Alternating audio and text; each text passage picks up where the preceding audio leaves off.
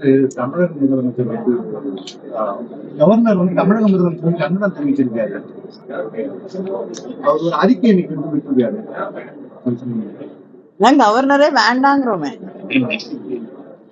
அதே போல அவர் வந்து கவர்னராக செயல்படவில்லை, ஒரு அரசியல்வாதியாக தொடர்ந்து செயல்பட்டு கொண்டிருக்கிறார். அதனால நான் முன்னாடியே நான் சொல்லியிருக்கிறது போல ஐஸ் அப்படின்னு சொல்லுவோம், இன்கம் டாக்ஸ், சிபிஐ, இடி.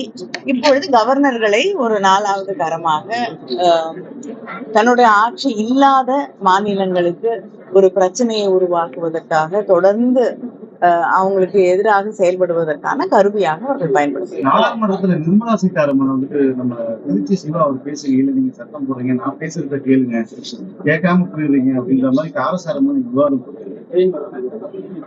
நான் எதிர்கட்சிகள் சொல்லக்கூடிய கருத்துக்களை கேட்கக்கூடிய பொறுமை அங்கே ஒன்றியத்தில் இருக்கக்கூடிய ஆளுங்கட்சிக்கு, பிஜேபிக்கு இல்லை. எந்த எதிர் விவாதமாக இருக்கட்டும், யார் பேசினாலும் சரி, எதிர்கட்சிகள் சொல்லக்கூடிய கருத்துக்களை கேட்பதற்கு அவர்கள் தயாராக இல்லை. நாங்கள் கேட்கக்கூடிய கேள்விகளுக்கோ எழுப்பக்கூடிய பிரச்சனைகளுக்கான விவாதங்களை ஏற்றுக்கொள்வதற்கோ அவர்கள் தயாராக இருப்பதில்லை.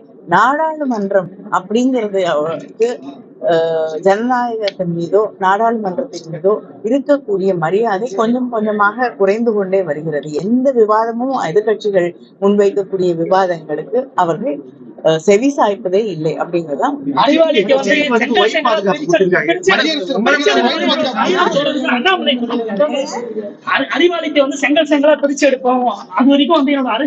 இதெல்லாம் சொன்னவங்க நிறைய பேரு அறிவாலயம் பாத்துருச்சு, திமுக பாத்துருச்சு. யார் யார பிரிச்சு எடுக்கிறாங்க?